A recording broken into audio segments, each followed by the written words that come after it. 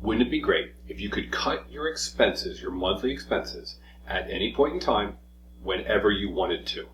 Maybe there's a loss of job or another reason why you need your expenses, the money going out the door every month, to decrease. Now I'm going to show you exactly how to do that.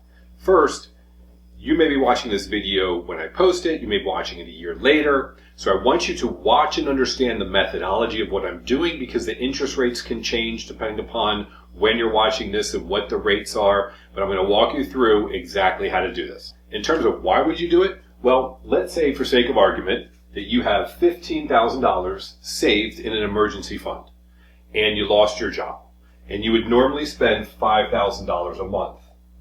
You will last 3 months and you're out of money. $5,000 a month, 3 months, you're done. But if you could drop your expenses down to a lower level, you could last 5 months. Now, I'm not talking about making cuts and stopping this or stopping that. I'm going to show you how you can set yourself up in a situation where at any point in time, you are obligated, your obligations drop significantly. So in other words, your housing payment, etc. will drop, but you're not missing payments and you're not messing up your credit. So let's talk about your monthly expenses, your budget. Typically, in most people's budget, the largest items are housing, let's talk about a mortgage, car loans, maybe more than one, debt like credit cards, personal loans, whatever that may be, and then food and insurance. These are usually, if you look at your budget, the largest ticket items. We're going to show you how housing, a mortgage, car, debt, those three things, because they are some sort of loan or debt, can be manipulated. Obviously, you gotta eat and you gotta pay that insurance. So these are the three items we're gonna focus on to drop your monthly expenses. We'll start with housing. I'll walk you through each one, and then I'll show you the end result. So take a look at the playlist page for Hack Your Finances. You can obviously subscribe at the top. Playlists to get out of debt, credit cards to use to your advantage, and investing for passive income. At the bottom, we've got a 6-lesson series to help you get out of debt. Thanks for watching and supporting the channel. First is housing. So let me explain how this works. We're talking about a mortgage, and I use an example of $500,000. You're going to see the interest rates here. And remember, this is all relative, so the interest rates and things may be different depending upon the time of year. But typically, with regard to housing and a mortgage, if you get a 15-year loan, you're going to have a lower interest rate than a 30-year loan. That's usually always the case. So what do we have here? I've got the terms of this $500,000 house, so the mortgage on your home, or the price, I should say, that you paid. And we're going to make this simple. We're not dealing with the taxes. We're not dealing with the homeowner's insurance. We're not dealing with all those sort of things that can vary greatly depending upon where you live. We're just looking strictly at a mortgage calculator and the principal and interest payments. So here's an example of a 15-year mortgage at 7%. By the time you're done paying, you'll have paid $308,000 in interest, and your monthly payment would be $4,494. So for many people, and this whole video, I always have to say, it's not financial advice. I'm not a financial advisor, but I always suggest that you try to pay off things as quickly as possible. But what I'm trying to teach you is a way in which you can make payments, reduce payments if you need to. Here's what you would do. You would pick a home and a price and a mortgage that you can make a 15-year payment on. So you say, okay, I can make this payment. So instead of going out and buying an $800,000 home, you go ahead and buy the cheaper home, $4,494 you can make. So what do? Well, look here. If you get a 30-year mortgage, it's 8% higher rate. Over the term, you would end up paying $820,000 interest, not $300,000. That's significant, right? That's $500,000 difference in interest. The monthly payment, however, is obviously cheaper, $3,669. So if you can make these payments, wouldn't you just get the 15-year? Well, if you get the 15-year mortgage, you must make that payment every month. If you make less, you're going to have a problem because you're not living up to the terms of your loan. They might take you and foreclose on your home and that sort of thing. Okay, so what you could do is get a 30-year mortgage. But you might be thinking, but I don't want to pay that extra $500,000 in interest. Well, listen, hear this out. Your payment will be $3,669. What's the difference? 15-year payment minus 30-year payment equals a difference of $825. So what can you do?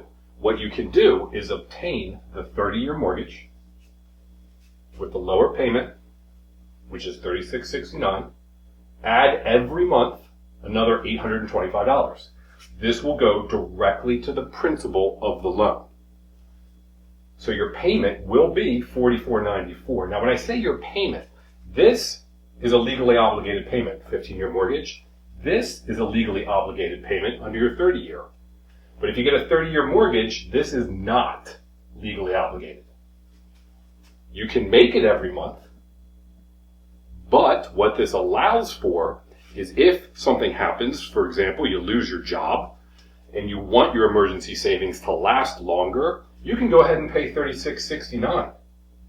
And you're meeting your legal obligation because you have a 30-year mortgage. So you're able to make the 15-year. It's almost like you're turning a 30-year mortgage into a 15. But if things go bad, you can drop back down. Now there is a difference here. It's going to take you 17 years under this method as opposed to 15. And your interest will be $416,000. So your interest is more than if you had a 15-year mortgage, but still significantly less than a 30-year. To me, the difference in the interest is essentially what you're paying to have that insurance policy of being able to drop down to a lower payment amount if you have to. So just to reiterate again, this is legally obligated if you get the 15-year. Only this is legally obligated with the 30-year. So you get the 30-year, you add the difference in the payment, and turn your 30 essentially into a 15-year, and you make the larger amount every month. So this is your current budget. If things go bad, you drop down to this. Okay, hopefully that makes sense. Now let's move on to the other two parts of your budget. All right, so here is the car example, then we'll use the credit card, and we'll sum it all up. The example is $30,000 car. Okay, we've got the interest rates here of either, in these two examples, 7%, 36 months. You would have a car payment of $926 a month. Total interest paid when you pay it off is $33.47. Remember, we're choosing items that we can pay in a short period of time, just like the mortgage. This is the methodology. This is a 36 months. So you're saying, I can make that payment. Now, if you were to get, let's say, an 8% loan at 72 months, twice the time, your payment would be $540 a month. Total interest, $8,935. So higher interest rate, longer period of time, you're paying more interest over time. The difference between these two payments is $386. So the 36-month payment being $926, the 72-month being $540, the difference is $386. So just like the mortgage, if we go ahead and get the 72-month loan, we would take our $540 a month, add the $386, which goes directly to principal, and our payment would be $926 a month. So just like the mortgage, you're legally obligated if you get the 36-month to $926. If you fall in hard times, you can't pay less. You got to meet it, or they're going to come take your car away. You're going to repossess it. So if you were to get the 72-month, your payment would be $540. Fall in hard times, you can say, you know what? If I have this loan, I'm actually only obligated to make $540. When things are going great and they're going normal, since this fits your budget, that's why you pick a car that will fit your budget with a 36-month, but you get the longer term. So you take your $540 plus the $386 difference, and you're paying $926 a month. Things go bad, you just fall back and make the $540 because you're not obligated to do this. You will pay off in 38 months, not 36, just like the mortgage, slightly longer, and you'll pay $5,000 in interest. So the interest won't be 3, it won't be 8 or 9, it'll be 5. So the interest over time will be slightly more, the amount of time will be slightly more, but you've got yourself a built-in insurance policy. If something goes wrong, you're almost cutting your car payment in half. All right, let's do one more, credit cards, and then the summary. All right, so now for the third budget item, which is credit cards. So obviously the amount, the interest rates can all be very different, but in this example here, I've got 2 credit cards, which is not uncommon for a family. I have $10,000 in debt on each card. Keep it simple, each card is 24% interest. Each card, when you're done paying it off, would be $6,643 in interest. And this is assuming a $300 a month payment. So you can use credit card calculators, put in different amounts to see what it would come out as. So the total interest, once you pay these 2 off, would be $13,286. Your total payment every month is you have a $300 payment on one, and a $300 payment on the other. Your total payment is $600. Okay. It's going to take you 4 years and 8 months at this payment amount. So in your budget, it's $600. You're making that payment. What can you do? Well, a loan consolidation, if you were to get a personal loan for $20,000, you pay both the cards off. Assuming a 10% rate, that can vary greatly depending upon your credit score and whether or not this personal loan has collateral. In this case, you would pay $5,495 in interest. So unlike the other 2 examples, you're paying less interest with our solution. Now, this payment would be $424 a month for 5 years. We're assuming 60 months, 5 years. So your $600 payment is what you're currently making. You're going to get a consolidation loan. Your payment will only be $424. It'll actually drop. But remember, what we're saying is you can actually make this payment, but this is the one you're legally obligated to under this new loan. It's less. So you take your $424, but since things are going well and you can make the $600, you add to the principal $176, which is the difference. $424 plus $176 equals $600. So you go ahead and you make that $600 payment, but if things go bad, you fall in hard times, you need to lower, you're only obligated by getting a consolidation loan to the $424, not to the $600. It will be 3 years and 3 months to pay it off. You're going to pay it off faster than this method and faster than this because you're making an extra principal payment. And unlike the other 2, not only will you pay it faster, you'll pay less in interest over time. With the credit cards, you're going to pay $13,000 in interest. With a consolidation loan, making the minimum payment that they require, you pay over $5,000 in interest. By making the $600 with the extra principal, you're going to pay it off faster and with less interest. But the point is, this is the 3rd largest budget item. The point is that you're only obligated to $424, not to this $600. That's what we want. And then we make the extra payments until we need to drop back. Now for the summary and the conclusion. Let's wrap this all up. I'm sure you can see where this was going. The summary here is essentially the 3 big budget items being the mortgage, the car, and the credit card.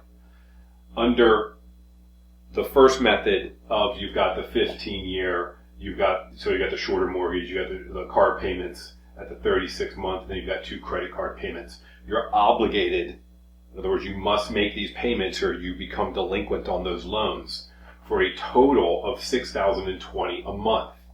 The whole goal here was to set yourself up in a position so that your emergency fund will last longer if you need it by being able to drop down and still meet the terms of those agreements. So you would be able to drop down here to $36.69 if you needed to, and you'll still be making your payments on time and as specified. Then you've got the $540 car loan, and then we consolidated those credit cards to $424, a total of $46.33. So if at any point in time you need to, you drop from your $6,020 to your $4,633. The difference is $1,381, $1,380 less. You would be able to drop it by 23%. So your monthly budget on these big items could drop by 23% anytime you wanted. And you're not renegotiating anything because you've already got it set up. And you're still meeting the terms of all of your obligations so that your emergency fund can last longer. Obviously, there's other things you can do with respect to just cutting back on expenses and things like that. But when it comes to these big ticket items, and note, in this example, yes, you'll be paying slightly more interest on these, not on this one, but that is essentially what you're giving up in order to have the ability to drop down if needed. I actually did this myself. I was in a situation, thankfully I had set it up properly, and I had an income issue, and it didn't last long, but it allowed me to sleep better at night because I was able to drop down to a much cheaper monthly amount. Legally obligated to without messing up my credit and everything else. So I hope this was helpful and you understand this is a methodology. All the numbers, all the interest rates, they can change. But if you understand this, and you can set yourself up by looking at your budget to make sure that you'll be safe, your family will be safe, or at least be able to stretch that emergency fund longer. So I hope this has opened your eyes to another way of thinking about your finances and your budgeting. Thanks for watching.